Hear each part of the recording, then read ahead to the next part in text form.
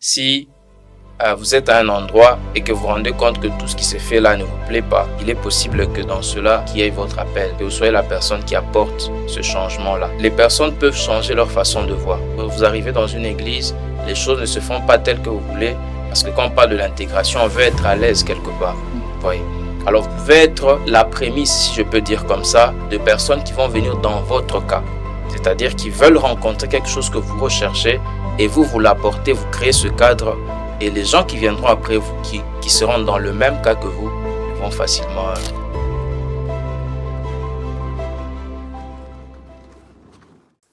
Shalom chez vous. Ici alors votre émission que vous aimez tant, les chrétiens et son quotidien.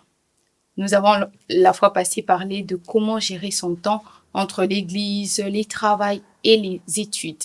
Et aujourd'hui, nous venons avec un nouveau sujet. Comment s'intégrer dans une église locale tout en étant loin de son église d'origine. Et comme vous savez, dans notre émission, je ne le fais pas seule, je suis accompagnée. Bonjour Nicolas. Bonjour Emmanuela. Comment vas-tu? Je vais très bien. Bonjour Divine. Bonjour Amy, ça va? Ça va et toi? Ça va. Et nous ne sommes pas seuls sur ces plateaux. Vous savez que nous aimons bien apprendre d'autres personnes et nous avons un invité aujourd'hui. Et j'aimerais bien qu'il s'introduise de lui-même. C'est une merveilleuse personne et j'espère que vous allez apprécier. Bonjour, monsieur Eli. Bonjour Emmanuela, merci à tous pour ce moment. Moi, c'est Eli Kassongo. Je suis enfant de Dieu, je suis serviteur de Dieu. J'ai fait aussi mes études en génie civil, en ingénierie et aussi en génie mécatronique. Donc, c'est un peu tout ce que je peux dire par rapport à moi. D'accord, merci beaucoup. Alors, avant d'entrer dans les vifs du sujet, vous avez soulevé un point, vous avez dit que vous êtes enfant de Dieu. Alors, j'aimerais savoir, nous aimerions savoir, les personnes qui nous suivent aimeriez bien savoir comment vous en êtes arrivé là. Quelle a été cette étape-là qui vous a emmené jusqu'à votre conversion? Ok, comme vous l'avez dit, je vais parler de la conversion. Je me suis converti le 28 septembre 2016. Donc, j'ai donné ma vie au Seigneur. Et après ce moment-là, j'ai fait une prière à Dieu parce que j'avais besoin de servir le Seigneur. Je voulais tout donner à Dieu. Je me souviens à ce moment-là aussi, il y avait beaucoup de difficultés par rapport aux études. Peut-être on aura le temps d'en parler. J'ai commencé à servir Dieu dans une église, l'église Philadelphie. Et puis après, par la grâce du Seigneur, après un moment, j'ai eu une autre église d'attache qui est Rehoboth. Donc, c'est un peu ça en bref que je peux donner par rapport au parcours entre la conversion et puis le service. C'est un peu ça. En vous entendant parler, il y a quelque chose qui me vient en tête. Je me demande l'effet que, quittant votre conversion, venir, comment ça s'est passé? Est-ce que ça a été facile pour vous de vous intégrer dans l'église locale, là où vous êtes, en fait? L'intégration, je pense que l'intégration a toujours été parfois difficile de s'intégrer parce qu'on va souvent avec une mentalité propre à nous et il faut s'intégrer dans un nouveau système. Donc, déjà, la première intégration par rapport à la première église, c'est-à-dire je venais du monde, dans le sens où il y avait une façon de vivre. Donc, on rencontre des gens, pas nécessairement le même standard que toi et beaucoup de difficultés. Il faut s'adapter à cette nouvelle vie. Je crois qu'il y avait quand même des challenges dans la manière de s'intégrer. Et puis aussi dans la deuxième église, vu que je venais d'une autre église, venir dans une autre église, il y avait quand même des challenges. Mais Dieu m'a permis quand même de m'intégrer, que ce soit pour la première église ou encore la deuxième église. Donc c'est un peu ça que je peux partager. Alors Emmanuela, si tu me permets, pendant que monsieur est en train de parler, il y a une question qui me monte à cœur, vraiment. Alors j'aimerais savoir comment faire le choix de l'église. Vous venez de quelque part et vous vous retrouvez dans un endroit. Alors comment est-ce que vous faites le choix de vous retrouver dans telle ou telle église, sachant bien que quand on arrive dans un endroit, il y a plusieurs églises, il y a plusieurs choses qui se présentent. Alors comment est-ce que vous êtes arrivé à décider, par exemple, que je vais prier dans cette église-là? Ok, je pense que quand on veut faire le choix d'une église, premièrement, parlons aussi de mon expérience, j'avais d'abord parlé à Dieu. Il faut d'abord demander au Seigneur, où est-ce que tu me veux, qu'est-ce que tu attends de moi, dans quelle église est-ce que je vais prier. Ça, c'est vraiment dans la relation avec Dieu. Maintenant, il y a aussi d'autres éléments dont il faut tenir compte quand il faut faire un choix d'une église. Premièrement, c'est la vision de l'église. Donc, il faut se rassurer de demander, de connaître la vision de l'église. Mais à part la vision de l'église, il faut aussi voir comment les gens implémentent leur vision. Parce qu'il y a des églises qui proclament juste la vision. Non, on fait ceci, on fait cela, on est appelé à ceci. Mais quand on regarde dans la façon dont ils implémentent leur vision, c'est vide. Alors, à part regarder dans la vision de l'église, regardez comment l'église implémente cette vision, comment il travaille à accomplir cela. Et la troisième des choses que je peux conseiller quand il faut faire un choix d'une église, c'est se rassurer, est-ce que dans cette église, on met de l'emphase sur le Saint-Esprit? Parce que quand on regarde les modèles de l'église primitive, la Bible dit l'église croissait par l'assistance du Saint-Esprit. Donc, regardez, est-ce que l'église est en train de croître par l'assistance du Saint-Esprit ou soit ce sont les hommes eux-mêmes qui décident sur ce qui doit se faire? Et la quatrième de choses, la dernière que je peux partager, c'est le fruit de l'église. Le fruit de l'église. Et comment vous pouvez voir le fruit de l'église? C'est ce que les gens deviennent. Les personnes qui s'exposent à ce ministère, c'est qu'elles deviennent. C'est ça le fruit de l'église. Donc vous pouvez aussi voir cela et vous dire, et si je m'exposais à cette église, donc je deviendrai ces résultats-là. Donc ce sont les éléments qui peuvent aider dans le choix d'une église. Wow, j'aime vraiment cette intervention. Et pendant que vous parlez, je vois Divine qui semble vraiment intéressée. Je ne sais pas si elle a quelque chose à rajouter par rapport à cela ou à rebondir. Effectivement, je suis très intéressée par les sujets parce que je me retrouve aussi dans le cas de Monsieur Eli, dans le cas de ce qu'il est en train de dire. Et je suis intéressée par ce qu'il est en train de dire. Cela me pousse à poser une question. J'aimerais savoir est-il nécessaire d'informer l'église? Vous aviez dit vous étiez dans une église et vous étiez en train de travailler, c'est-à-dire vous étiez ouvrier dans cette église. Et quand vous êtes arrivé ici, vous avez commencé aussi à servir après un temps. Et j'aimerais juste savoir, est-ce qu'il est nécessaire d'informer son église d'origine, si on est attaché à l'église, qu'on veut servir dans une autre église et peut-être qu'on a déjà commencé à servir dans une autre église. Doit-on informer avant de servir ou après s'être lancé dans le service, on est obligé d'informer notre ancienne église? Ok, merci beaucoup pour la question. Je pense que quand on accepte d'intégrer dans une autre église, on avait une église d'origine, ça dépend beaucoup plus du niveau d'engagement qu'on avait dans l'église, la première église, si je peux dire comme ça. Pourquoi? Parce que il y a des chrétiens qui n'étaient pas assez engagés dans leurs églises. Et ce qui fait que ils n'ont pas toujours besoin de faire rapport que voilà, je me suis maintenant engagé parce qu'après, même quand il va dire que je me suis engagé, on ne sait pas le reconnaître dans ce qu'il est en train de faire.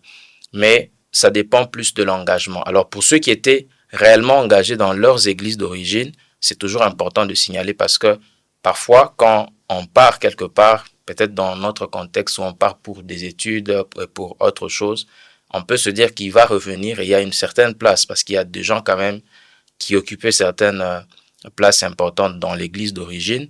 Et si l'engagement est à ce niveau-là, ils peuvent toujours faire rapport et même, à la limite, mettre en contact les nouveaux leaders sous lesquels il va maintenant œuvrer et les leaders passés.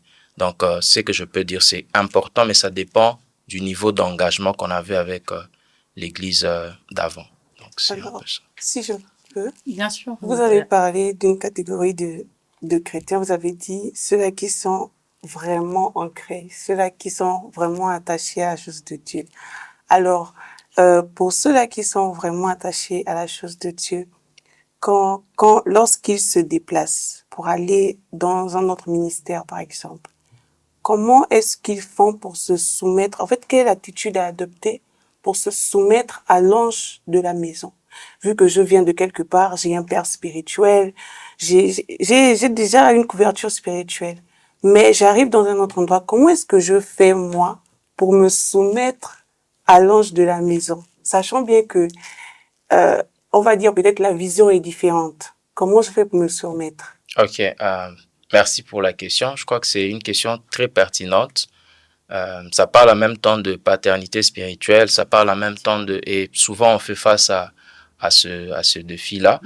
Alors, ce que je veux dire d'abord, c'est que le concept père spirituel littéralement n'existe pas dans la Bible. Mais il y a par contre dans la Bible, on rencontre père dans la foi. Par exemple, on voit Paul qui dit « Je vous ai engendré dans la foi ». Et on parle aussi de père dans le ministère. Mais on voit l'exemple de Paul avec Timothée dans sa relation. On dit « C'est un père dans son ministère ». C'est comme ça que maintenant, ensemble, on dit « paternité spirituelle ». Vous voyez un peu. Maintenant, quand il s'agit de se soumettre à un père, vous savez très bien comme moi que quand on parle de soumission, c'est se soumettre à une mission. Vous voyez un peu. Donc, on se soumet à une mission et cette mission est venue au travers d'une personne qui est le père de la nouvelle maison dans laquelle vous êtes. Donc, on doit se soumettre au père de la maison. Vous voyez, on ne peut pas se soumettre à notre père spirituel d'autrefois, vous voyez. Et souvent, on a ce qui rend un peu dur les choses, c'est quand on se dit on va juste avoir un seul père spirituel. Vous voyez un peu. On peut avoir, je vais dire, beaucoup de figures paternelles parce qu'il y a des gens qui sont passés par les mains de plusieurs personnes. Par exemple, pour mon cas, je ne peux pas rejeter le père que j'avais autrefois parce que j'ai eu, mais Dieu permet, il peut passer par 3, 4 personnes qui ont joué un rôle paternel dans ma vie.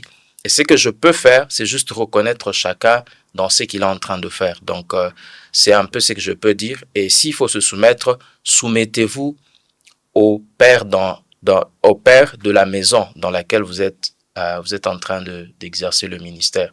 C'est un peu ce que je peux dire. Et pardon, pendant qu'on est en train de parler, je suis en train de me poser une question par rapport aux doctrines. Je viens d'une église, il y a une doctrine et tout. Et comment gérer en fait les différences doctrinales qu'il y a entre là où je viens et là où je veux m'asseoir en fait. En fait, avant que vous puissiez y répondre, j'aimerais même donner un exemple concret. Okay. Nous avons à l'église où moi je viens par exemple, une femme ne peut pas prendre la parole au culte si ce n'est pas que les cultes de femmes. Alors par rapport ici, je suis venue, j'ai trouvé qu'une femme peut prendre la parole. Comment gérer cette différence sans me faire du mal à moi-même et sans perdre même mon identité à moi? Ok. Quand on parle de doctrine d'abord, ce qui est sûr, c'est qu'il y a d'abord la Bible qui doit être la doctrine par excellence, si je peux dire comme ça. Donc, chaque église a une doctrine. Mais ce que je veux dire ici, c'est que Dieu appelle chaque église avec une mission, avec un appel particulier. Et c'est souvent dans cet appel-là qu'on peut voir comme une forme de croyance qui se crée, une culture qui se crée dans la façon de faire les choses. Mais chaque chose que l'Église accepte ou adopte comme pratique doit être biblique. Vous voyez.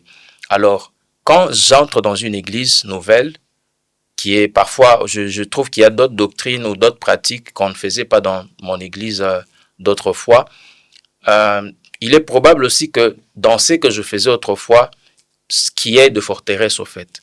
Et je dois avoir un esprit ouvert aux nouvelles expériences de Dieu. J'aime ce que la Bible a dit par rapport à Dieu. Je crois que c'est dans Éphésiens où on parle de le même Dieu, mais qui a plusieurs opérations. Le même Dieu, mais diverses opérations. Donc, dans les églises, il y a plus diversité d'opérations. C'est le même Dieu qui est dans telle église, l'église d'avant. C'est le même Dieu qui est dans l'église actuelle, mais les opérations diffèrent. Et dans cette opération qui se diffère, il est important d'avoir un esprit ouvert pour embrasser une nouvelle connaissance de Dieu. Donc, c'est un peu ce que je peux dire s'il faut que quelqu'un puisse être en mesure de bien, comment je veux dire ça, de bien intégrer, vu qu'il y a des différences de doctrine, d'être ouvert, mais que cette doctrine que la personne va embrasser, qu'elle se rassure juste que ce soit biblique. Donc, c'est un peu ce que je peux donner comme réponse. Ça, c'est vraiment intéressant. Et ce n'est pas seulement pour vous, mais j'aimerais de poser la question, est-ce que l'expérience qu'a vécu Pierre quand Dieu, dans les Actes des Apôtres, quand il a vu une vision et on lui a dit n'appelle pas impur, c'est que moi j'ai déclaré pur. Est-ce que vous pensez que ça peut s'est rallié à cet exemple que vous donnez? Justement. D'ailleurs, je pense que c'est l'exemple, si je peux dire, parfait de cela, parce que, comme vous l'avez dit là, Pierre a une vision, il voit dans une vision, il est en train de consommer des choses, on lui propose de consommer certaines choses. Il dit non, moi je n'ai jamais mangé quelque chose d'impur. Et Dieu lui dit, n'appelle pas impur ce que moi j'appelle pur, parce qu'il devait ouvrir l'évangile à un autre peuple. Et souvent, c'est comme ça aussi que Dieu traite avec nous. C'est vrai qu'on peut commencer dans une église, Dieu peut faire un travail dans une première église, mais par rapport à l'appel qui est sur notre vie, il peut nous exposer à un autre environnement pour élargir notre champ afin que nous puissions comprendre un peu notre appel, la largeur de notre appel. Et parfois, c'est pour ça que Dieu permet à ce qu'on soit dans d'autres environnements pour élargir notre vision de l'appel qui est sur nous. Donc, c'est un peu ce que je peux dire. Merci beaucoup. Divine et Mikola, en fait, je ne sais pas si vous êtes en train d'être béni par cet enseignement et ces partages. En fait, il a parlé de quelque chose quand Mikola a posé la question. Vous nous avez donné certaines clés. Mais maintenant, je me pose la question. Et si malgré tout, même si on mettait tout en œuvre pour pouvoir créer cet équilibre-là et qu'on n'arrive pas à s'adapter, quelle attitude on doit adopter? On a fait des efforts pour s'intégrer, pour s'impliquer, mais on se rend toujours compte qu'on n'arrive pas à s'intégrer. J'aime toujours dire que si vous êtes à un endroit et que vous vous rendez compte que tout ce qui se fait là ne vous plaît pas, il est possible que dans cela, qu'il y ait votre appel, que vous soyez la personne qui apporte ce changement-là. Alors, je pense que les personnes peuvent changer leur façon de voir. C'est-à-dire, vous arrivez dans une église, les choses ne se font pas telles que vous voulez, parce que quand on parle de l'intégration, on veut être à l'aise quelque part. Voyez. Alors, vous pouvez être la prémisse, si je peux dire comme ça, de personnes qui vont venir dans votre cas. C'est-à-dire qui veulent rencontrer quelque chose que vous recherchez et vous l'apportez, vous créez ce cadre. Et les gens qui viendront après vous, qui seront dans le même cas que vous, vont facilement se retrouver. Donc, moi, je peux dire à ces personnes, il ne s'agit pas seulement de retrouver ce que vous recherchez dans une église, mais vous pouvez apporter quelque chose. Que ce soit un département, que ce soit une structure dans laquelle vous êtes ecclésiastique. Vous pouvez apporter quelque chose qui permet aussi aux gens de votre nature de se retrouver et de s'épanouir. Donc, c'est ce que moi, je peux proposer à ces personnes-là. Wow. Alors, par là, on peut comprendre que c'est parfois nous-mêmes qui pouvons être le blocage de l'adaptation et tout. Et alors, par rapport à ces sujets, je ne sais pas si Divine, tu as quelque chose à rajouter ou bien tu veux rebondir sur autre chose parce qu'on est d'accord que c'est un sujet vraiment vague. D'accord, merci Amy pour la parole. J'aimerais juste marteler sur quelque chose par rapport à ce que le ministre a eu à dire. Tu peux être l'élément qui apporte les changements. Moi, je m'attendais à ce que, quand il a commencé à parler, je m'attendais à ce qu'il puisse dire, par moment, quand tu arrives quelque part et que rien ne te plaît, c'est que ce n'est pas ta place. Je m'attendais à ce que ça soit comme ça, mais j'ai beaucoup aimé l'effet que c'est venu comme bouleverser nos raisonnements, notre façon de raisonner. On a souvent l'habitude de dire, même les gens dans les relations ont l'habitude de dire, là, on t'accepte pas, il faut partir.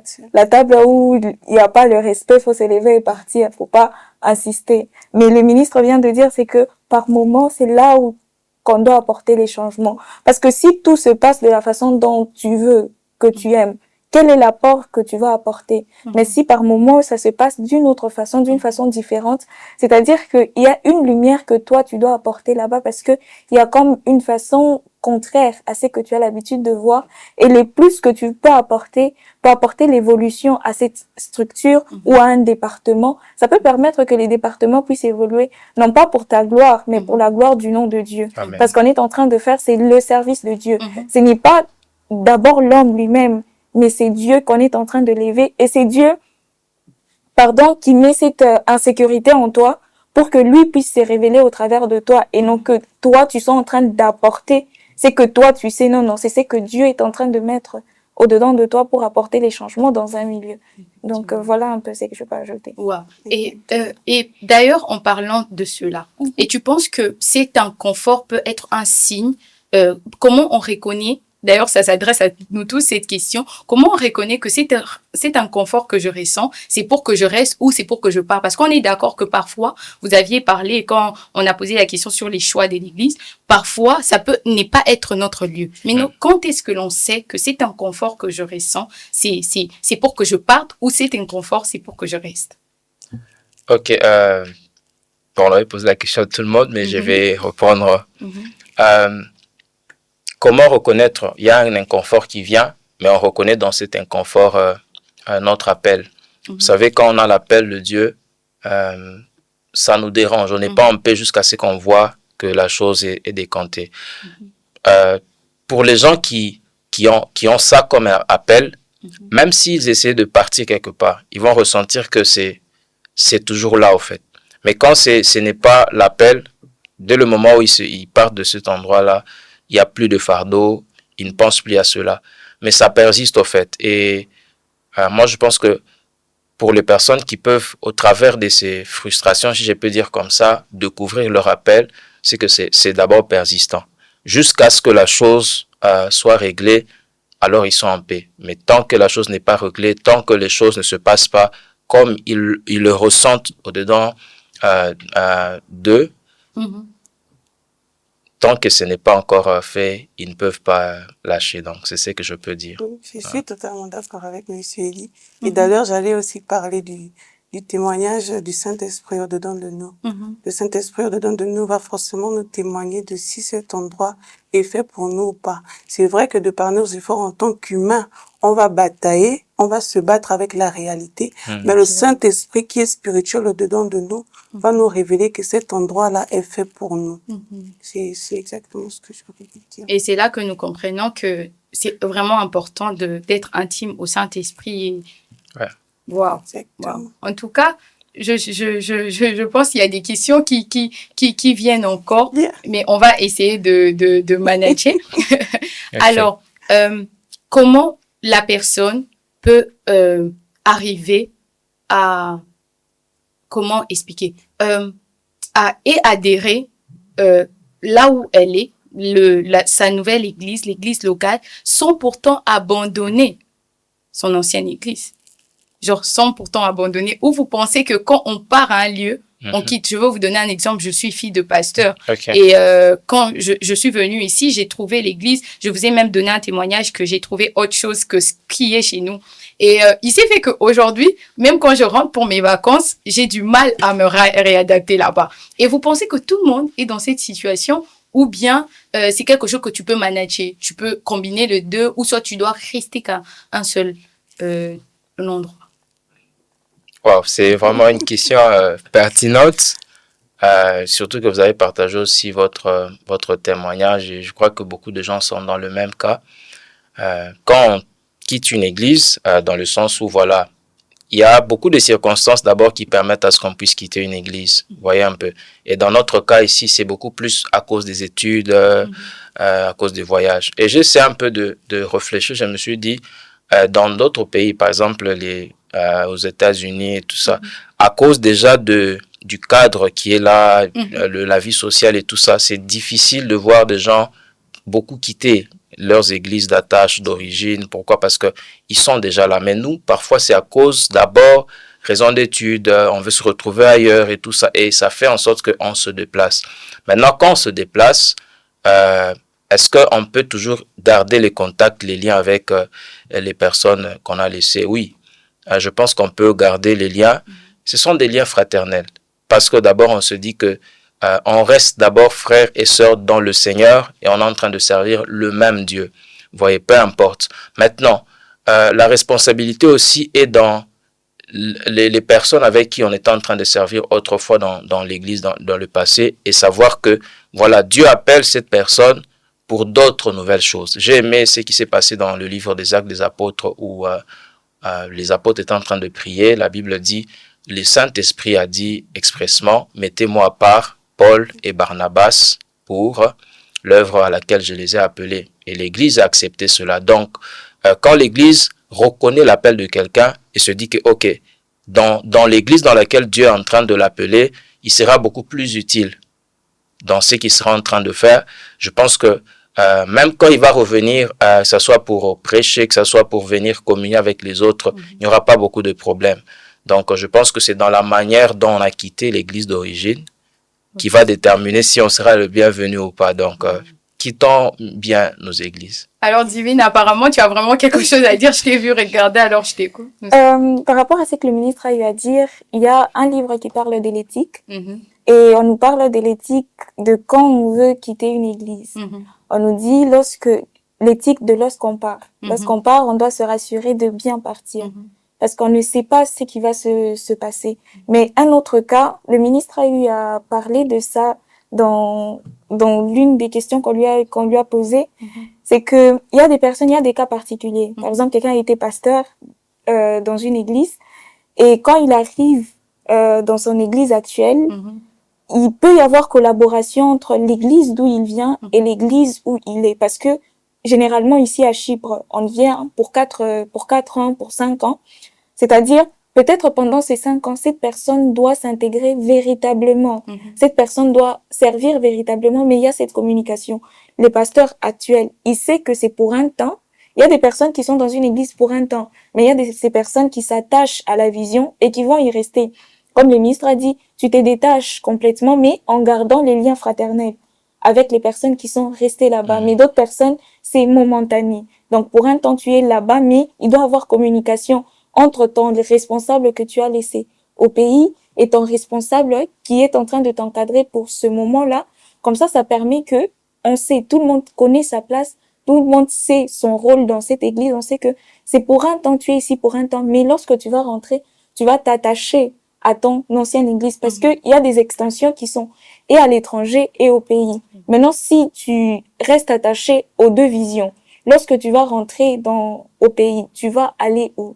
Tu vas aller dans ton ancienne église ou tu vas t'attacher à la nouvelle église que tu as eu à rencontrer lorsque tu t'es déplacé. Voilà pourquoi il est important de savoir si moi je suis là que pour un temps ou si je me suis totalement attachée à la vision de telle sorte que même lorsque je vais rentrer dans mon pays d'origine, je vais rester à la nouvelle vision à laquelle je me suis attachée. Donc, voilà un peu ce que j'ai pas ajouté. En parlant même, je pense qu'il y a une question, et je pense que ça a été sujet de débat dernièrement. Okay. Alors, une personne qui a été pasteur avant qu'il vienne ou qui se déplace et qui vient au lieu, on est d'accord qu'on ne les reconnaît pas comme tels. Comment cette personne peut faire? Quel conseil vous allez donner à cette personne-là? Ou bien comment vous serez en train de surgir de faire quelque chose? Il était pasteur quelque part, il vient, ici il n'est pas pasteur. Comment on fait? Comment? Frère. D'accord, je vais répondre à la question. D'abord, je vais aller dans un contexte biblique. Lorsque vous lisez les épîtres de Paul, vous allez vous rendre compte qu'il y avait souvent la culture de se recommander. Donc, parmi les choses que l'Église doit faire, c'est recommander les gens. Paul a recommandé beaucoup de personnes à d'autres églises. Alors, ce système est souvent simple ou facile à pratiquer lorsque c'est une communauté. Par exemple, entre les extensions, c'est facile de se recommander et la personne va dans le rôle qu'il jouait déjà ou de la stature qu'il avait dans l'église où il est en train de servir. Maintenant, quand c'est dans une église où il n'y a pas de lien entre les deux églises, c'est là que c'est un peu un challenge pour quelqu'un qui était déjà pasteur ou, c'est pas moi, serviteur à un certain niveau dans son église, et puis il trouve une autre église, comment il peut s'intégrer. Donc, moi, je vais partager aussi personnellement mon témoignage. Donc, l'église dans laquelle j'étais au pays, j'étais responsable de la jeunesse. Donc, j'étais coordonnateur de la jeunesse, j'ai encadré les jeunes. Et quand je suis venu ici, je n'ai pas brandi ça comme ok, vous devez me chercher, arrangez-vous. Je dois, ne stoppez pas au fait mon processus. J'étais déjà responsable là-bas, non. Ok, venez comme serviteur, venez comme tout ce que Dieu va me permettre de faire, je veux le faire.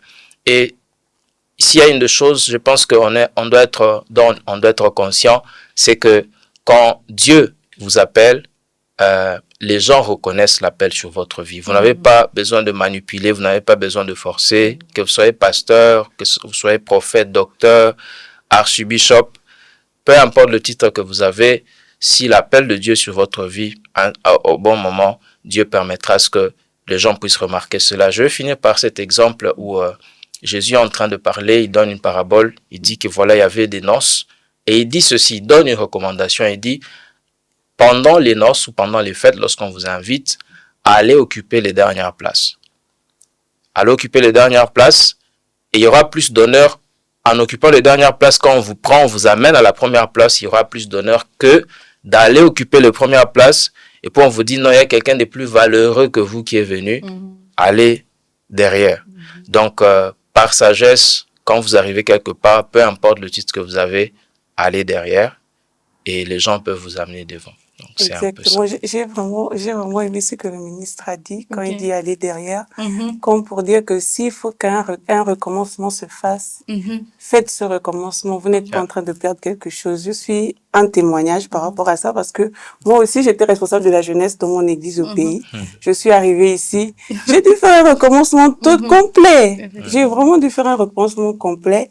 Et je pense que je n'ai pas perdu de temps. C'était juste dans la volonté de Dieu que les choses... Et je pense que j'ai même accéléré parce qu'il y a des choses que je fais ici que je ne faisais pas au pays. Donc, je pense que je n'ai pas perdu de temps. Et par rapport à ça, ministre, j'ai une question. Ma question est la suivante. Est-ce que tout chrétien doit nécessairement servir dans une église? Est-ce que tout chrétien doit nécessairement servir dans une église? Si je comprends bien la question, c'est on peut servir Dieu dans autre chose, parce que souvent c'est l'expression que les gens utilisent en se disant bon, moi je sers Dieu à ma manière. Souvent c'est ça qu'on utilise. Je crois que quand tu parles de servir, tu vois plus dans un département respectif. Oui, dans un département. Est-ce que nous sommes nécessairement obligés de servir dans un département à l'église? Ok, je pense que c'est important, c'est nécessaire de servir dans une église. C'est vraiment nécessaire pour quiconque de servir dans une église, peu importe ta place dans la société. C'est important de s'impliquer dans la vie de l'église, dans la façon dont l'église est en train de fonctionner, d'une manière comme d'une autre. Tu peux être dans des services visibles, tout comme dans des services qui ne sont pas toujours vus au fait, mais quand même contribuer à ce qui se passe dans une église. Je vais donner un témoignage par rapport à un pasteur que je connais, je pense que sûrement aussi vous le connaissez. Aujourd'hui, dans notre pays, il y a un homme, un pasteur qui est le directeur de cabinet du président de la République. Mais ce pasteur est le pasteur Anthony. Mais ce pasteur, à Philadelphie, il est pasteur de l'Écodim. Et c'est lui qui est responsable des écoles de dimanche de l'église. Et il vient, il fait son travail, mais il est directeur de cabinet du président de la République. Donc, il est possible de servir Dieu. Donc, c'est obligatoire, en fait, pour un chrétien de servir le Seigneur. Pendant nos cultes, ne soyez pas juste une personne qui vient juste au culte, mais rassurez-vous que dans ce qui se fait dans le culte, ma participation, elle est là. Ma participation, elle est à tel endroit, elle est à tel endroit. Donc, je pense que un chrétien, c'est obligatoire de servir dans une église. J'ai envie de parler, j'ai envie de poser des questions. J'ai une question qui me monte vraiment à cœur. Je vais parler par rapport à moi, je vais vous poser la question. Okay. Moi, je viens d'une origine différente de celle que j'ai trouvée ici. Je suis d'origine gabonaise et je suis arrivée ici. J'ai trouvé une église où 99% des personnes sont congolaises. Okay. Alors, j'ai envie de vous poser la question. Bon, peut-être mais je pense que vous allez me donner un élément de réponse. Alors, comment faire lorsqu'on se retrouve face à cette différence de culture, face à cette différence d'origine? Comment est-ce qu'il faut se comporter? Tu arrives, pas la moitié, c'est pas la moitié, c'est pas presque toute l'église est d'une origine différente de la tienne. Comment est-ce que toi, tu fais pour t'intégrer, premièrement, parce que c'est vraiment pas facile d'être au milieu des personnes qui sont de A à Z d'une origine différente de la tienne. Alors, quel est le conseil peut-être que vous pouvez donner à une personne qui se retrouve dans exactement cette situation? Alors, Monsieur Di, avant que vous puissiez répondre, je pense que je peux rebondir pour entrer dans sa question, comme ça, vous pouvez directement couler. Okay. Et pour ces personnes-là, je crois qu'elles font face aux préjugés, parce qu'elles sont différentes de la majorité de l'Église. Comment elles peuvent faire face à ces préjugés-là? Comment elles peuvent réagir face à ces préjugés-là? Et pas seulement ça, comment elles peuvent faire pour partager leur culture sans avoir l'impression de s'imposer ou de s'incruster quelque part où on le désire pas? Ok. C'est beaucoup de questions, mais je vais essayer de répondre. Alors, quand on parle de préjugés, je pense que c'est une image que l'on a d'une personne sans l'avoir côtoyée nécessairement. Donc, on a déjà une image que non, voilà, les gens qui sortent de tel pays, ils vivent comme ça, ils font ceci. Alors, la lutte contre les préjugés, c'est être authentique, au fait, dans ce que vous êtes en train de faire. Donc, vous êtes du Gabon, vivez votre foi de manière authentique. Et ça va changer, ça va enlever les préjugés dans le cœur de gens ou la façon dont les gens sont en train de vous voir. Maintenant, comment faire pour ne pas paraître comme si vous imposez votre culture là où vous arrivez? Par rapport aux cultures, je pense que la responsabilité est partagée. D'abord pour les personnes leaders, parce qu'en réalité, dans l'Église, ce sont les leaders qui établissent une culture. Vous voyez un peu. Et c'est à la responsabilité des leaders de se rassurer que peu importe l'origine de la personne, de quelqu'un qui vient dans l'Église, qu'il se retrouve quelque part. Alors, on ne peut pas faire des Gabonais les Congolais des Gabonais, mais on peut se baser sur les points communs. Ok? Et tous, nous voulons être dans le royaume, nous voulons vivre selon le royaume et nous allons plus nous battre sur le standard du royaume pour que tout le monde se retrouve dans quelque chose et non beaucoup plus dans la culture en termes genre nation, d'où je viens et tout. Donc la responsabilité est plus sur les leaders d'église qui doivent créer une culture où les gens s'intègrent facilement. Donc c'est un peu ce que je peux donner comme conseil. Je ne sais pas si je peux répondre. Si je peux aussi ajouter quelque chose à ce que le ministre a dit, c'est être face aussi à la réalité qu'on ne pourra pas s'intégrer à 100%. Okay. C'est difficile et c'est compliqué de s'intégrer à 100%. Il y aura toujours une barrière qui sera devant nous, en fait. Mais le plus important, c'est de se dire, je suis venu avec un objectif, celui de servir Dieu. Et tant que Dieu me dit que là est l'endroit où je dois le servir, je vais rester à cet endroit. Parce que moi, j'ai été butée justement à ces challenges, à ces difficultés. J'arrive, les chansons sont différentes, la culture est différente. J'arrive, c'est une langue différente. Parfois, tu as intégré un département, mais parfois tu arrives, la majorité des personnes sont d'une origine différente de toi. Elles parlent la même langue, tu es là. Tu vois, tu es là comme ça et puis le pire, ils vont rire. Mais là, toi, ok, je vous regarde en fait, vous voyez. Mais ce qui a fait, beaucoup de personnes m'ont posé la question, comment tu as fait pour rester? Pourquoi est-ce que tu es resté alors que il y a eu ces challenges, il y a eu ces difficultés? J'ai dit simplement à ces personnes, je suis allée avec un objectif et mon objectif était celui de servir Dieu. Dieu m'a dit, reste là. Et peu importe ce qui va se présenter devant moi, tant que c'est Dieu qui m'a dit de rester là. Même la langue, je vais la comprendre. Et aujourd'hui, je comprends. Oui. Aujourd'hui, ça m'arrive. Je suis avec les autres, ils disent quelque chose et je comprends. Parfois, moi-même, je me pose la question, mais comment je fais pour comprendre ça? Mais j'ai compris. Je me dis, c'est Dieu qui fait juste ça. C'est juste la grâce de Dieu. Donc, il faut vraiment se dire que on ne pourra pas s'intégrer à 100%, mais tant qu'on vient avec l'objectif de servir Dieu et que c'est Dieu qui nous a dit reste là, la chose se fera de façon vraiment très facile. D'ailleurs, Divine, pendant que Nicolas est en train de partager son expérience, j'ai envie de lui poser une question. Est-ce qu'il t'est déjà arrivé d'apporter, parce que c'est différent, tu as même parlé de la langue, et tu apportes une louange ou une adoration venant de ta culture et que ça n'a pas été bien reçu. Est-ce que ça t'est déjà arrivé? Si ça t'est déjà arrivé, comment tu l'as vécu? Ou si ça t'est pas arrivé, que c'était bien accueilli, quel a été ton ressentiment en ces moments-là? Mon ressentiment, c'est assez difficile. Oui, j'ai apporté par moments un peu de ma culture et je dois dire que dans les débuts, ça a été vraiment c'était vraiment un blocage. Vous savez, par moments, il faut savoir adopter les autres pour que les autres puissent vous prendre, vous voyez. Et moi, ce que j'ai fait, c'est que j'ai su adopter la culture que j'ai trouvée. Et ça a poussé les autres à chercher ce qui s'est passé chez moi. Vous voyez? Et c'est dans cette position-là que je me suis retrouvée. Au début, j'ai pas voulu m'imposer, mais à ce sentiment-là où tu te dis, c'est ça que moi je fais et je dois rester dans ça. Mais il faut savoir s'adapter à ce qu'on trouve. Vous voyez? Et je me suis justement adaptée à ce que j'ai trouvé. J'ai voulu m'imposer au début, mais c'était compliqué. Tu mets comme ça, on te regarde et personne ne fait des efforts, vous voyez? Mais avec le temps, faut se dire, j'ai compris les autres. J'ai dit, c'est comme ça qu'ils fonctionnent, c'est comme ça que eux ils sont.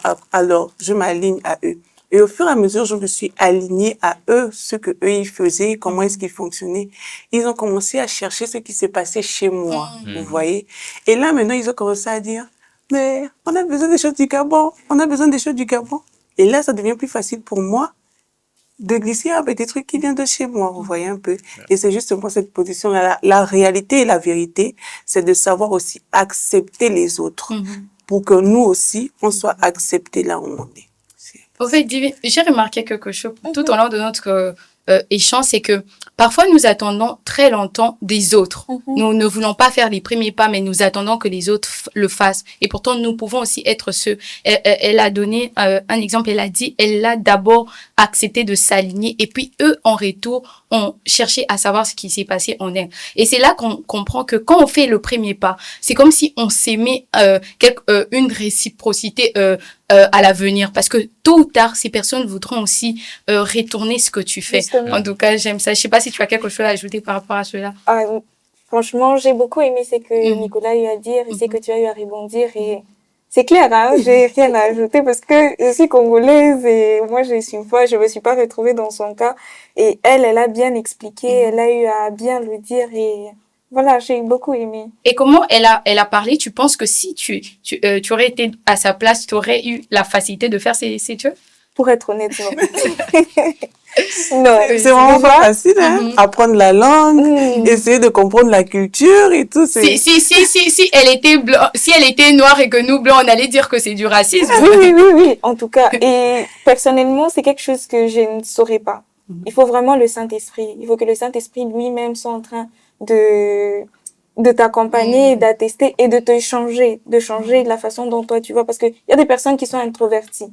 Quand elles arrivent quelque part et que c'est une autre culture, elles vont rester dans leur coin. Mais il faut que le Saint-Esprit soit en train de travailler et de les imposer. Le ministre a dit, le Saint-Esprit va t'imposer cette vision. Le Saint-Esprit va t'imposer ça dans ton cœur de telle sorte que même quand tu vas partir, tu ne seras pas à l'aise. Et c'est le travail du Saint-Esprit. Et il va te donner les stratégies, comment il faut que tu sois en train de faire. Elle nous a donné une stratégie, elle s'est d'abord adaptée. Les autres ont commencé à s'intéresser en retour. Le Saint-Esprit va nous permettre de quitter notre zone de confort parce que ça demande de quitter sa zone de confort. Et elle a quitté sa zone de confort et elle s'est rendue compte que non, ça peut aller, je peux m'intégrer, je peux être bien. Et par moments, on est trop dans notre zone de confort, trop entre Congolais. Et quand on part dans une autre culture, ça devient compliqué alors que c'est les royaumes de cieux. Ce n'est pas d'abord les Congolais, ce n'est pas d'abord les Noirs ou les Blancs. Non, c'est d'abord Dieu, c'est d'abord le service de Dieu, c'est d'abord le royaume de cieux.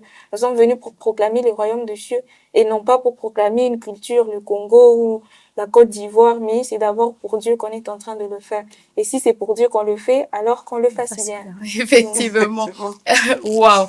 Ouais, en tout cas, j'aime ça. Et c'est là qu'on comprend que c'est important pour un chrétien d'avoir le fruit de l'esprit. Vous voyez que tout ce dont on a parlé, je me rends compte, ça demande la patience, ça demande que tu sois l'humilité, ça demande toutes ces choses, que si tu développes pas ces choses, ça sera vraiment difficile pour toi. Et nous comprenons que là, le Saint-Esprit nous aide vraiment dans beaucoup de choses. Je sais pas si vous avez d'autres questions parce que ça coule, mais les temps nous pressent aussi. Hein?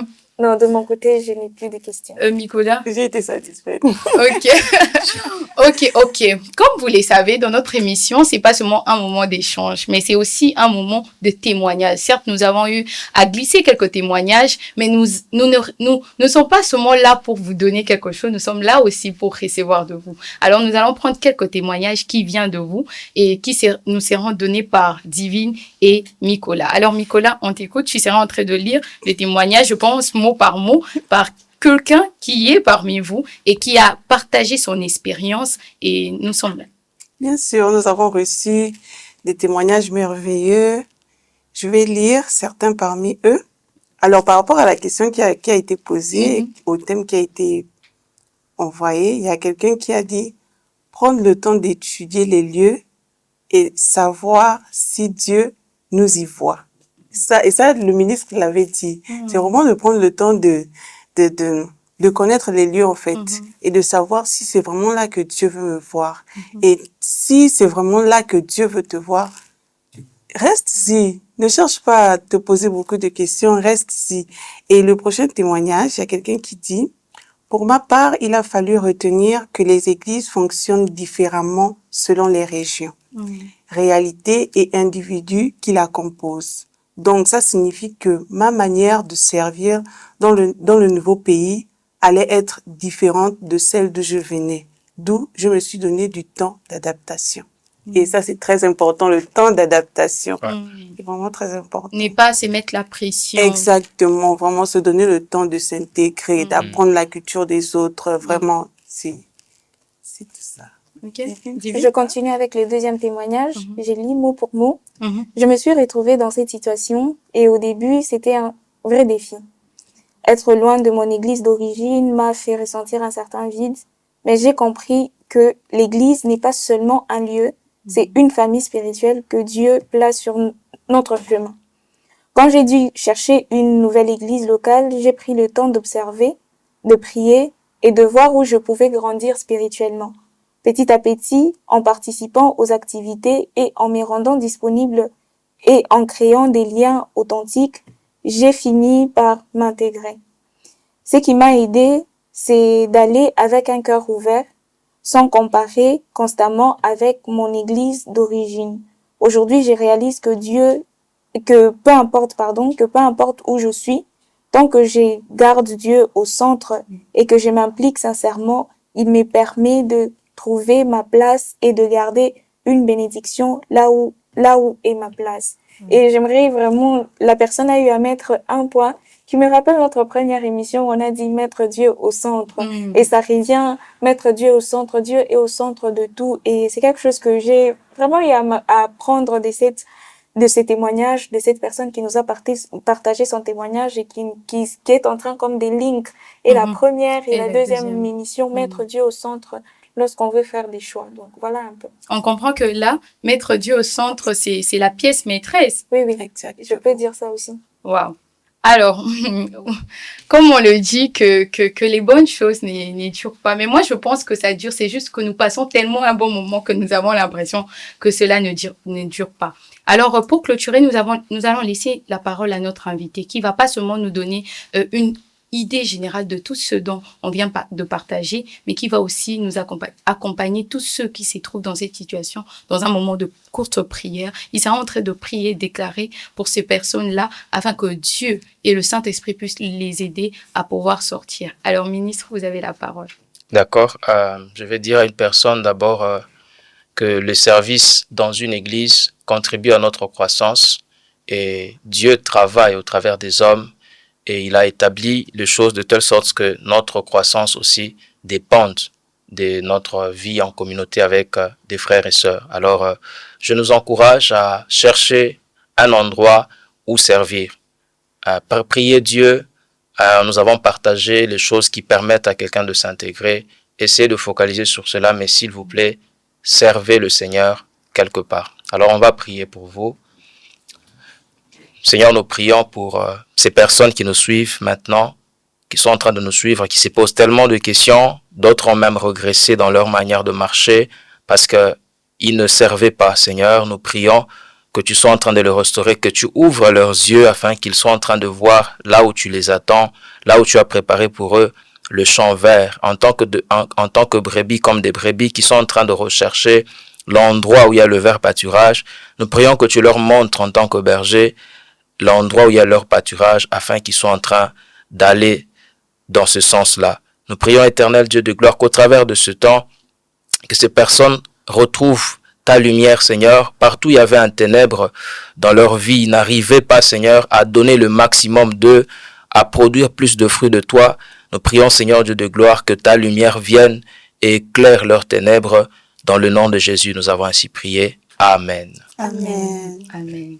Alors, ce fut un réel plaisir de vous avoir Divine Nicolas, notre très cher invité, Monsieur Elie. Nous avons vraiment été bénis et nous savons que vous avez été nombreux à être bénis lors de la première émission et nous croyons fortement que cette émission aussi sera en train de vous bénir. Restez connectés, c'est pas la dernière fois et shalom chez vous.